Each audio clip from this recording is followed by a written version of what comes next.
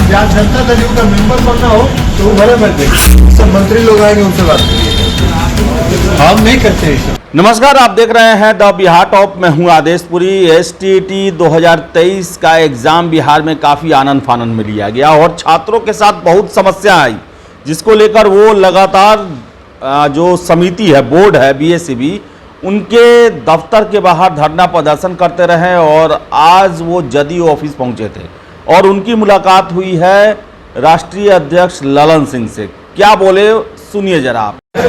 हम जहाँ जनता दल का मेंबर बनना हो तो वो भले बैठ जाएंगे, सब मंत्री लोग आएंगे उनसे बात करिए, हम नहीं करते हैं सब। हमारा काम है पार्टी का संगठन।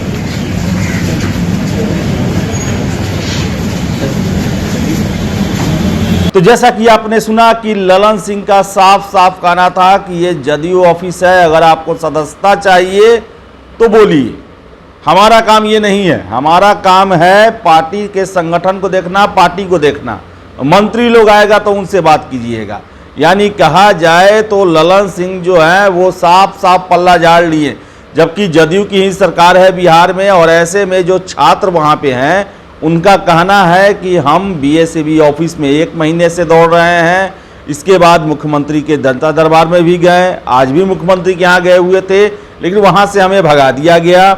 तो वही वो जदयू ऑफिस में आए थे, क्योंकि नीतीश कुमार जदयू दल से ही आते हैं, जदयू उनकी पार्टी है और जदयू में हमेशा जो है वो शिकायतें भी सुनी जाती हैं।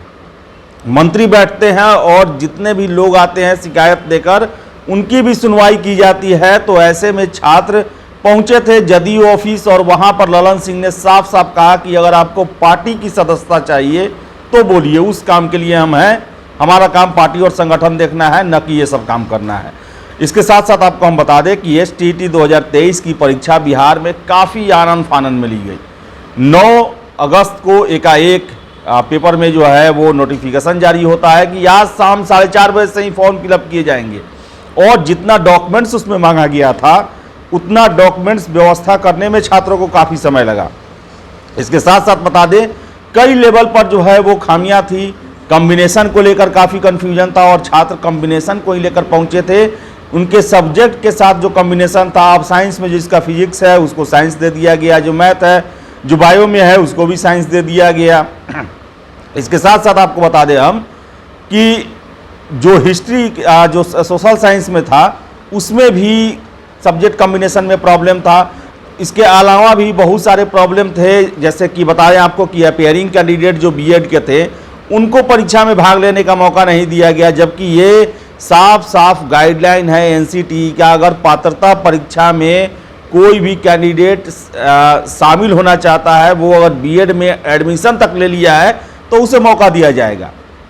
और सीटेट भी जो है अपीयरिंग कैंडिडेट को मौका देती है, जो कि साल में 2 बार पूरे देश लेवल पर होता है। लेकिन एसटीईटी में उन छात्रों को मौका नहीं दिया गया, जिसको लेकर भी छात्र धरना प्रदर्शन किए, लेकिन बिहार विद्यालय परीक्षा समिति के द्वारा उन पर कोई ध्यान नहीं दिया गया और उनके ऑफिस के बाहर छात्र कई दिनों तक धरना प्रदर्शन करते रहे। बावजूद इसके कोई सुनवाई नहीं की गई और फॉर्म निकलने के मात्र 20 दिन के बाद ही, देखा जाए 20 दिन से भी 22-23 दिन बाद ही परीक्षा लेने की प्रक्रिया भी शुरू हो गई। यानी कहा जाए तो फॉर्म 23 अगस्त तक फिलअप करना था, कुछ मामलों में 29 अगस्त तक मौका दिया गया और 4 सितंबर से महज 5 दिन का गैप देने के बाद परीक्षा शुरू कर दिया गया, जबकि इससे पहले वाला परीक्षा 2019 में लिया गया था और बीच बीच में छात्र परीक्षा की मांग कर रहे थे। लेकिन उस समय बिहार विद्यालय परीक्षा समिति को जू तक नहीं देगा कि परीक्षा लिया जाए, जबकि नियम है कि हर 1 साल परीक्षा लेना है।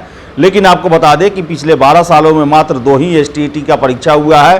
2019 वाला भी संपूर्ण एसटीईटी नहीं था, उसमें कुछ सब्जेक्ट के लिए ही था।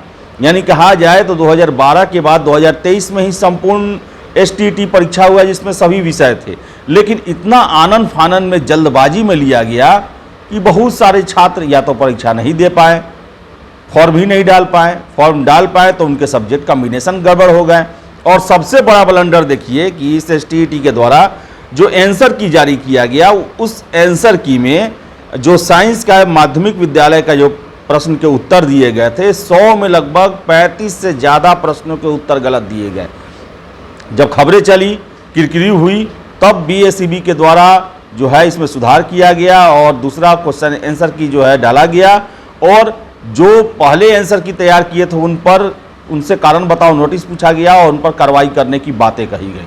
तो आपको बता दें कि छात्र जो हैं वो STET 2023 से काफ़ी परेशान रहे हैं। हालांकि इसके बावजूद 3 लाख से अधिक कैंडिडेट परीक्षा में शामिल हुए हैं और अब रिजल्ट का प्रतीक्षा कर रहे हैं। इसके साथ साथ बता दें कि STET परीक्षा लेने के पीछे तर्क ये दिया जा रहा है कि प्लस 9वीं से लेकर 12वीं तक का जो TRE फर्स्ट हुआ था BPSC के द्वारा, उसमें कैंडिडेट्स नहीं मिल पाए थे। देखिए आप कि 11 से 12 में 58,000 के आसपास सीट था और कैंडिडेट मिले मात्र 40,000, यानी 40,000 छात्र ही फॉर्म फिलअप कर पाए।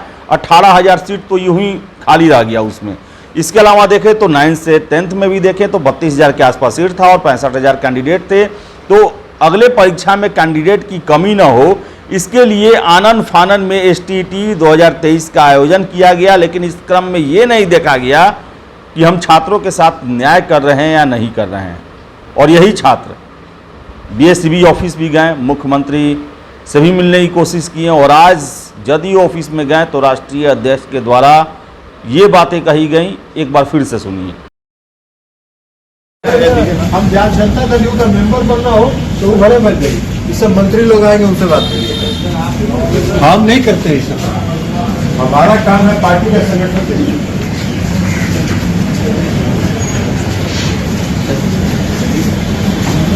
ललन सिंह का साफ साफ कहना है कि अगर आपको पार्टी की सदस्यता चाहिए तो हमको कहिए, हमारा काम ये नहीं है, ये मंत्री लोग देखेंगे। हमारा काम है पार्टी और संगठन को देखना।